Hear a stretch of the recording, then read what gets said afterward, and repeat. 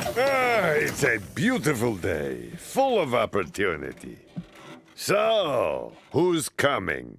You know, there's no type of game that I like better than an RPG and a looter shooter, which is why I am a huge fan of the Borderlands franchise. Yes, that's right. I love Borderlands. But there's one shit stain, one small little herd in this collection of games. And it's different depending on who you talk to. Some people say that Borderlands 1 is the weakest in the series, which I don't get that, due to its clunky gameplay and less innovative, well, gameplay in general. Or people say the pre-sequel is the worst, being that it's a shorter game, lacking a lot of content and lacking a lot of ways to get, well, a lot of legendaries, and the grinder system kind of ruins it. But I want to ignore those two games for just a second here and talk about my personal worst Borderlands experience that isn't Tales from the Borderlands. Yes, I know. I'm looking at you, Tales from the Borderlands. I know I've never even played this game, but you know what I have played, and I was extremely hyped for, is Borderlands 3. Yes, Borderlands 3. I don't like this game very much, and a large majority of the community agree that this was kind of where the series dropped off in quality. My experience of this game is since the beginning, in September 2019. Oh, the memories. See, I was in high school at the time. I was a junior, and I was, enjoying life, and then I heard in March of 2018 that Gearbox was going to be at E3. Or was it PAX? It was PAX. It was actually just PAX. And I was intrigued. I've always wondered what would happen at the end of Borderlands 2's story and whether they would actually continue it off of. Knowing the fact that we knew that Borderlands 3 was going to come out at some point, people knew that Borderlands 3 was going to be the game revealed. And we were right. The trailer was awesome. It showed off a lot of different graphical standpoints, a lot of environments like Promethea. It's like, oh my god, this is such a cool trailer, and it was set for a September 2019 release date on Steam. Not really, though. It was actually only on Epic Games at the start. Yes, it really just fell off there, the usual. So I pre-ordered this game the first time it came out, and I stayed home from high school. Yes, I stayed home to play this game from 6 a.m. to 6 p.m. Yes, 12 straight hours, and my experience was, well, let's just get into it. This is the highs and lows of Borderlands 3, the most mediocre entry in the whole entire Borderlands series. Let's just start off with the gameplay of Borderlands 3. Not so complex. Need it, want it, need it, have to have it. Face shot, boom, brain. The gameplay of Borderlands 3 is pretty self-explanatory. It's a looter shooter RPG. You have 4 new characters in the series, as well as, well, no DLC characters. Yep.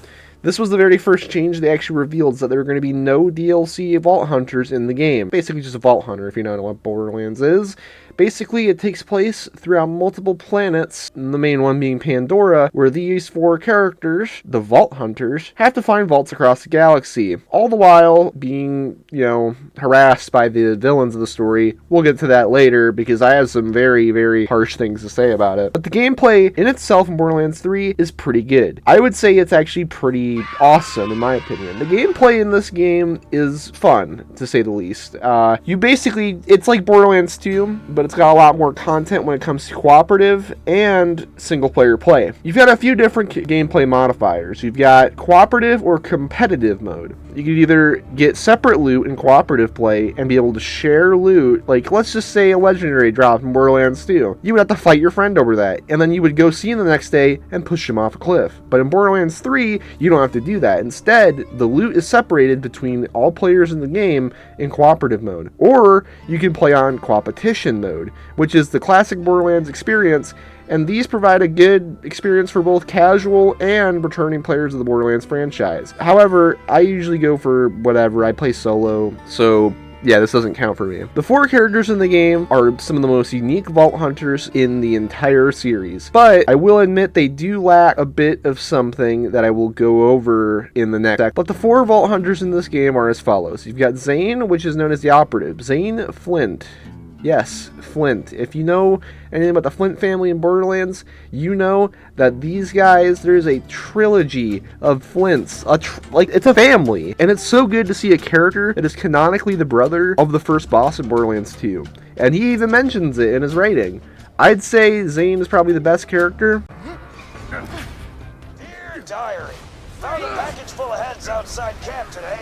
Thought it could just be my boys prepping for for our annual headball tournament. But then I remembered the kill team had sent after my younger brother, and, yeah, it was them, all right. Classic Zane. Haven't seen him in years. Not since he left to join that Black Ops outfit. Sending assassins after him is just my way of keeping in touch. A little more personal than a Mercenary Day card, you know? But you've got 3 other ones to choose from, and they're all pretty unique on what you can do. Each one of them has 3 different action skills and 3 different skill trees, as well as a 4th. But the 4th one, I'm saving that for later, because that's the biggest. But the 3 action skills really adds a layer of variety that Borderlands 2 and 1 really lack. Sure, you can upgrade your skill trees in Borderlands 2 and 1 to have bigger and better abilities to improve your action skill, like, you know, being able to shoot faster when you're shooting with Salvador, being invisible, all that kind of stuff. And it really was cool to see a progression system like this in a game. And Borderlands 3 built upon that at launch with the 3 action skills, each one being pretty unique over one another and having a reason for you to use them. But the other 3 characters are kind of okay. You've got Flak the Beastmaster. This is generally what people thought was going to be the best character out of the 4. And for a while then, he was. And he was actually a very popular Vault Hunter when he was revealed. Everybody kind of wanted a Vault Hunter that could really, like, use the wildlife of Pandora and other planets to their advantage. And I think Flak is the best thing they could have done. But overall, I think Flak is just kind of okay with the skill tree. I mean, you've got Fadeaway, which basically just gives you permanent crit hits, and it is broken. You've got radiation-based action skills with Flak, and he's an alright character. I'd say if you're beginning off in Borderlands 3, try out Flak. He's probably the most one-dimensional character in the entire game, and he's easy to grasp. But then you've got the other 2 characters. You've got Mose, the gunner, who has a Iron Bear mech that is able to shoot enemies as well as blow them up. Pretty self-explanatory. The action skills in this are separated into what guns you can have on your mech. Whether it be a minigun, a cryogun, a rocket gun, it doesn't matter which one. You can ultimately customize your mech the way you want it. And then the siren of the 4 characters, Amara. Amara is the worst siren in the entire series. Yep, I said it. Seriously, they went from Maya to Amara. I don't even know what they do. Put it on screen what they do. I don't play Amara, and I will go over why I don't like them in the next section. But the gameplay of Borderlands 3 is also expanded upon with its map sizes. The map sizes of this game are honestly a little too big. See, I like big maps in a game like this, but these are way too big, and they're separated mainly into different planets, which deepens the lore of the Borderlands series, because these planets were mentioned in games like Borderlands 1 and 2, but never expanded upon because, well, why would you expand upon it in Borderlands 2 when you just save it for the 3rd game, alright? But the environments in these planets are all unique in their own way, and really gives a sense that you're actually exploring the galaxies. And man, the weapons also are there's just too many. See, one of the main kind of, I guess, factors of Borderlands 3's marketing was billions of guns. Just like in Borderlands 2 and 1, there's a random generation system for weapon parts. However, it is way less in-depth in this game than in any other one. No longer are there manufacturing grips or manufactured barrels or manufactured sights. No. Instead, it's simplified truly. There's a few parts that stick out like an alien barrel, but at the end of the day, you usually just use the gun depending on what kind of crazy shit they do. And there's always one gun that is one level above the other one you're having, which makes other guns feel pointless, which then in turn makes a meta that you, the player, have to deal with. See, in Borderlands 2, there was a meta, but it was based on what skill, or well, what character you were playing. If you wanted to go easy mode, you could just go Grog Nozzle and Unkempt Herald on Salvador, or use a Lyuda if you're a bitch. But in Borderlands 3, there is just this massive meta with what guns you gotta use, because there's just no skill tree synergies with what gun you could use on what character. There's no allegiance, there's no nothing. Instead, all the manufacturers will send you a package depending on how many kills you get, which, man, I really wish they didn't do this. I wish they actually just expanded upon it with different kind of maybe bonuses depending on what you get, or even little side rewards, and actually increasing the stats of said manufacturers, which there are some manufacturers that return and also some new ones. You've got Atlas, which is a returning manufacturer from Borderlands 1. Literally only was mentioned during the, well, entirety of Borderlands 1. And there were Atlas guns in Borderlands 1, but they weren't in Borderlands 2. However, they were intended to be. There's a gimmick to each manufacturer in the game, with the use of alternate fire modes, with Atlas being the prime example of what I think they did right. The alternate fire modes in this game are all unique in their own special way. Atlas guns have tracking bullets. This can be in the form of either using a tracking grenade or tracking puck and hitting enemies with it. After that, just shoot and the bullets will find their target. That is an awesome idea for the high-tech company of Atlas, being mainly staged on Promethea, which is the most high-tech planet in the game. And most of the other ones are pretty cool as well. You've got Vladov, which mainly consists of either shotguns or rocket things on snipers. Wow, that's kind of weird. Basically underbarrel attachments and tasers. And I can go on and on about each manufacturer, but the only new manufacturer besides Atlas is COV. The COV is the main villain of this game, the main antagonist of this game. You go from corporate robots to a cult ran by the two antagonists of the game, and I will go over that right now in a second. Before that, I got two more things to mention. You got the Anoint system, which is a class-dependent bonus depending on what you do. Either jumping around as a gunner can give you a bonus on your Iron Bear, so on and so forth. And these can be randomly applied to weapons with Mayhem mode, which Mayhem mode is awful. I don't know who thought adding 10 layers to Mayhem mode were good, but at launch there were 4. The 4 Mayhem modes added modifiers to enemies, but also increased the loot drops, giving you more opportunities to get legendaries and experience the game's many guns. But the problem with Mayhem mode is that there's no power scaling. Power creep is a huge problem in this game, and in Mayhem mode, it's completely obvious. They should have done more things than just making the enemies stronger. That's the problem I have with Mayhem mode. And it's the same problem I had with OP mode in Borderlands 2. And I'm a lover of Borderlands 2, but they really fumbled with the Mayhem mode. And don't even get me started on the customization and all that. The customization in this game, this feels so fucking generic. You've got emotes, you've got, echo skins, gun skins, and then you've got purchasable skins as well. Yes, there are microtransactions in this game, and I'll go over them in just a second. But let's talk more about the main issue I have with the game in its entirety, the writing.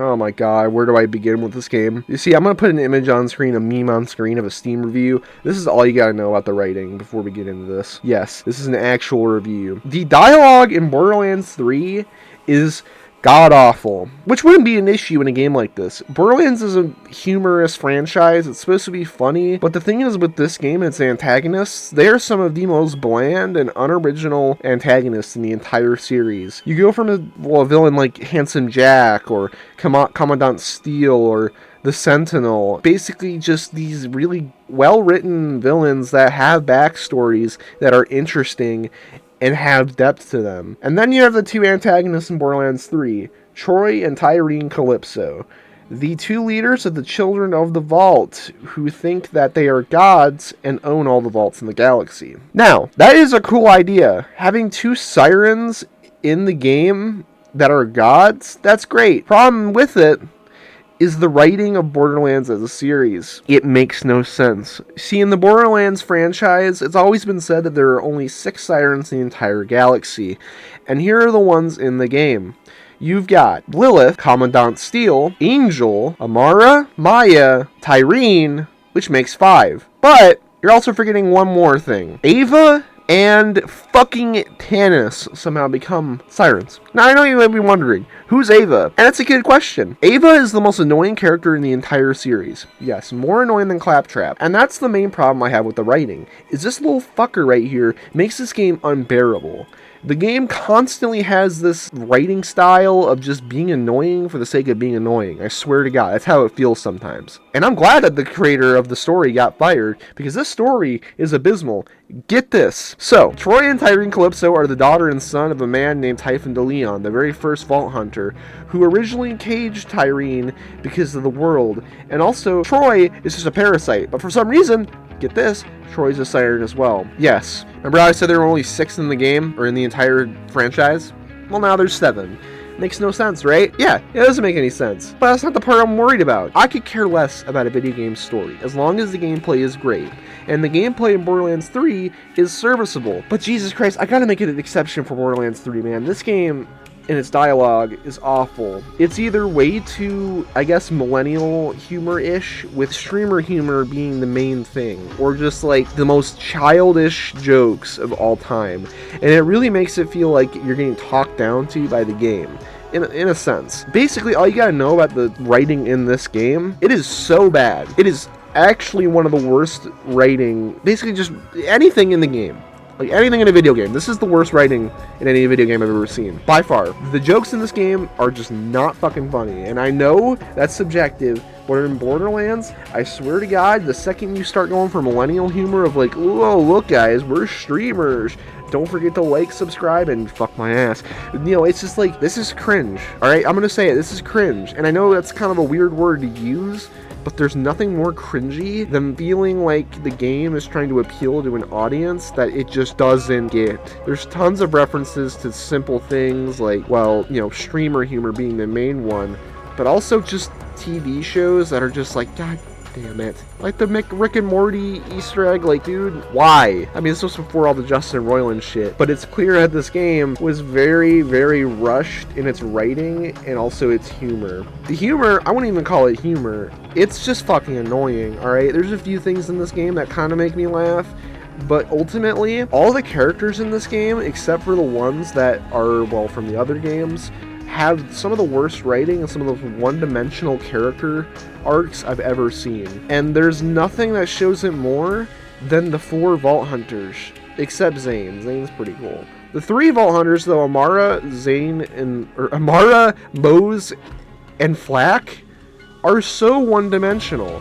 They have no lore about them, they have no interesting facts about them, they have no funny voice lines, and most importantly, they're just fucking boring. Alright, I get Flack is supposed to be boring because he's kind of like a, you know, a monotone robot, but Amara and Mose, why are they so boring when you can expand the lore on these characters to make them so much more memorable like they were in Borderlands 2? Why don't you have little story segments that just are in your inventory, like the echoes that correspond to your character?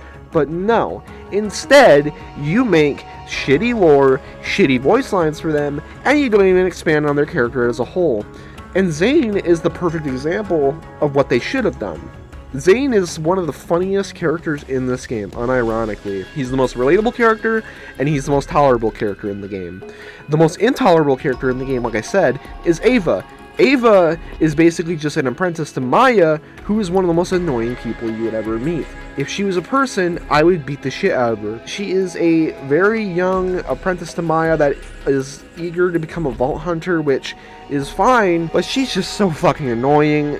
Like, I don't even know where to begin with it. I don't want to make this too much of a discussion, because if I do, this video is going to be 45 minutes long, and I don't have the time for that, and I feel like you wouldn't want to hear me bitch about this little shit, Ava, for more than 20 minutes. So we're going to get past that. We're just going to talk about the story itself. The story itself is not too bad, but the writing definitely influences the story in many ways. All the planets in the game lead you to the Iridian homeworld, Necrotafea, where you find Typhon DeLeon, who is a very short man. Yes, but the writing gets even worse after you, well, talk to him, because then it's revealed, and this is the most cliche shit I've ever heard, that Tyrene and Troy are the children of Typhon DeLeon. Yes, they are the kids of them. Don't ask how I this makes any sense. I don't know. But this is one of the worst fucking story arcs I've ever seen. We barely know anything about Typhon DeLeon, and then they drop this shit like it's a bomb.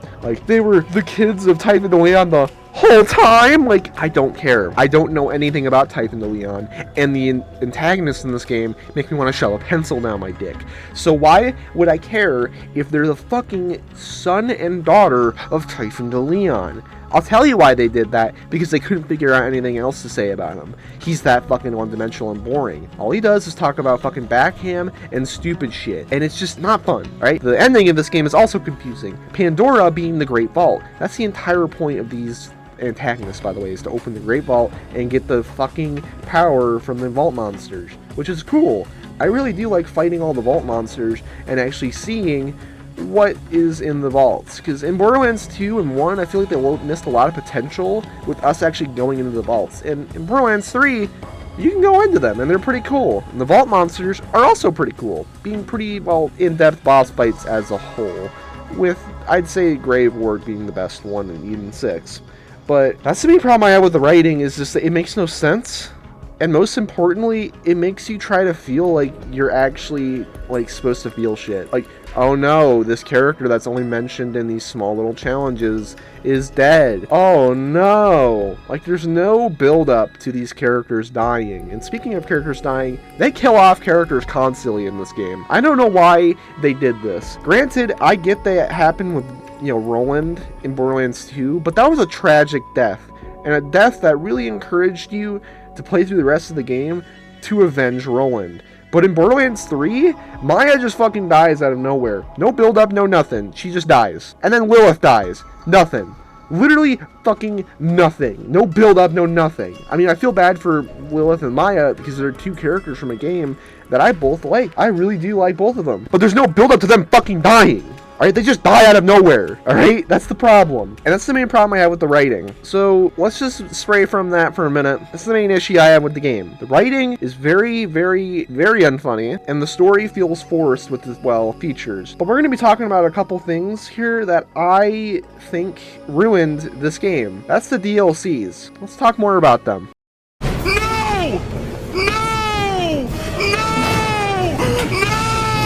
Borderlands 3 are some of the worst in the entire series. I am not even joking. You've got 4 DLCs that came out in the first season pass of Borderlands 3, which, honestly, the first 2 were pretty good. You have the Handsome Jackpot, which takes place in Handsome Jack's casino, where you must help Timothy from the pre-sequel ruin his debt with Pretty Boy, taking you through the garbage disposals of the deeper layers, and it's just such a good DLC. The story is also intriguing, with an ending that's albeit pretty heartwarming, and generally I'd say this is probably one of the better DLCs in the game, albeit very mediocre compared to Borderlands 2's DLCs. Mainly just like the first 2 are pretty good, but everything else, I've got a lot to say. You've got the second DLC, Guns, Love, and Tentacles, with our favorite gay hunter, Hammerlock, who is marrying Wainwright Jacobs in the town of this planet right here. Yep. And damn, this is my favorite DLC in the entire game. Yes, Guns, Love, and Tentacles is my favorite DLC in Borderlands 3, with its Lovecraftian horror design and its story arc that I absolutely enjoy. And Gage returning as well from Borderlands 2. Man, it's almost like this is going to be a trend that is going to be expanded upon in the future of this game. But the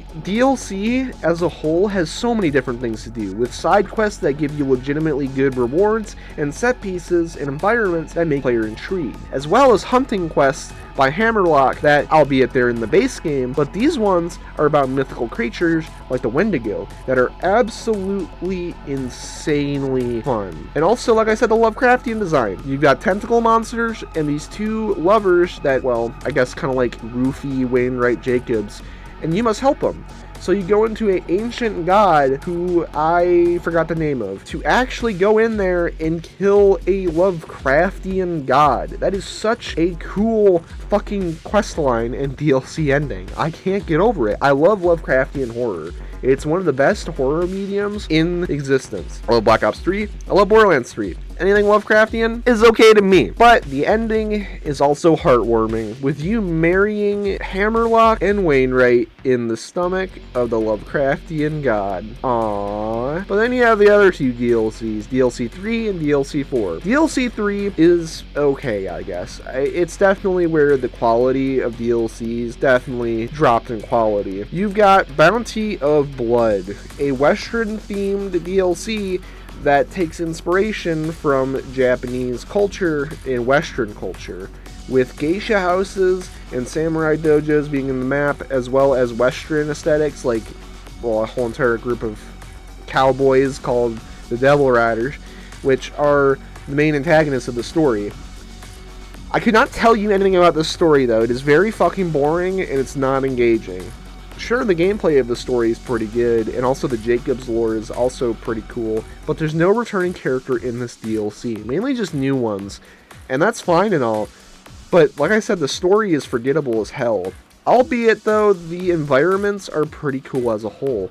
You go from a desert town to an obsidian forest, and generally I'd say this is one of the better aesthetically pleasing DLCs, at least compared to the last one. But I have so much little to say about this. Like, I don't have much to say. I'm serious. Like, I'm struggling to say anything about this DLC besides just you're a bounty hunter. That's it.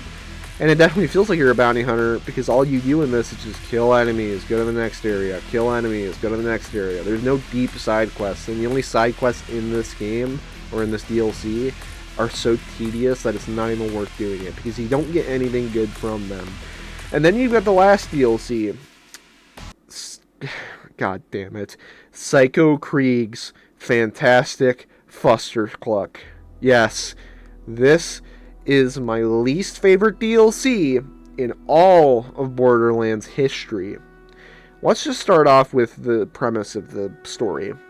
See, Krieg is a character from Borderlands 2, everybody's favorite psycho, and one of the best written characters in Borderlands 2, as well as the funniest. So, what better character to bring back, and what character they wanted to tease, than Krieg?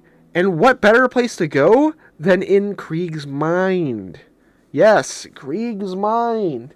Too bad they fucked this up in the worst way possible. Krieg's fucking DLC is one of the shortest DLCs in Borderlands history. All you do is just go into his mind, go through Krieg's past, and defeat alternate versions of Brick and Lilith and Mordecai, and then you get to the end and kill the this thing, the Psychomancer, I think. Basically just the internal thoughts of a psycho and what makes him a psycho. But the writing in this game, or in this DLC, I keep saying in this game, the writing in this DLC is very, very boring and very, very bland as a whole. You've got a ton of segments that just don't make any sense. Well, they kind of make sense, but there's no side quests to actually do and expand upon the lore, and most of the storytelling isn't so much through visual, but mainly just fucking Krieg's conscious, which, albeit, it's pretty cool. It's pretty cool to see the internal thoughts of Krieg fighting his psycho self. While his psycho self wants to kill you, his inner self wants to get out of, well, Krieg. He wants to get out and be normal again, which is a cool concept. Too bad this game's DLC just doesn't have any, like, effort or content enough for you to justify buying it. And once again, the character writing in this is awful, at least for the Vault Hunters. There's no interactions between it, the Easter eggs are cool, I guess, and the visuals are very okay. The bosses in this are also cool as well. You got a train, and then you've got Dr. Benedict. That's the only thing I remember from this DLC. But the ending of this takes place in a place called Valhalla, which is reminiscent of the armory from General Knox's armory in Borderlands 1, which is a system that I feel like they should have brought back, and they did. But that's all I had to say about Psycho Krieg's Fantastic Fustercluck. I know, I don't have much to say, and I never had said anything to say about the Borderlands 3 DLCs up until this point. But that's because these are boring. Yeah, these are awful, and I don't know why they made them like this. But you know what's even worse than these DLCs? The audacity they had to release a Season Pass 2 for Borderlands 3. This is one of the worst ideas they could have ever had, and one of the worst DLC lineups I've ever seen in a video game, period. Basically, Season Pass 2 had a lot of potential. However, they were charging full price. In fact, not even full price, double the price for Season Pass 2.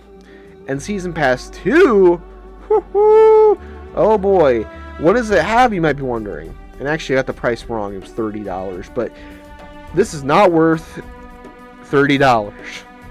See, Season Pass 2 includes a couple of things. The Designer's Cut add-on, which features a brand new mode, Arms Race, and an additional skill tree for each Vault Hunter.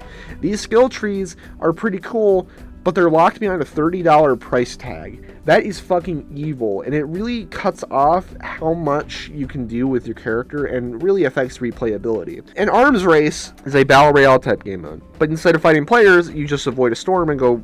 Basically, it's a replayable gauntlet set in a military complex on Pandora with 2 characters that are returning, and 2 of the most beloved characters, Axton and Salvador.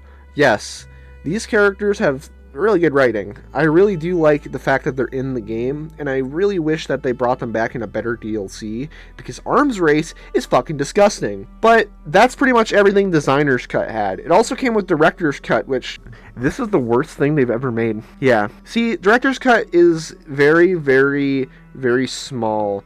It features a raid boss. Yes, it's the only raid boss in the entire game. Ignoring Borderlands 2, how every DLC had a raid boss that both gave you good rewards and encouraged you to actually go out and fight them.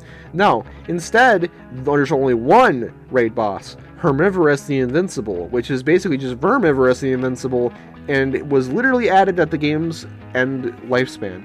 It's fucking stupid. But there's also new story missions that involve Ava. They involve Ava, which is just fucking stupid. But it also comes with behind-the-scenes extras. What behind-the-scenes extras? What, you want me to see the behind-the-scenes extras of what made this game so fucking bad? And not to mention the worst thing they could have added.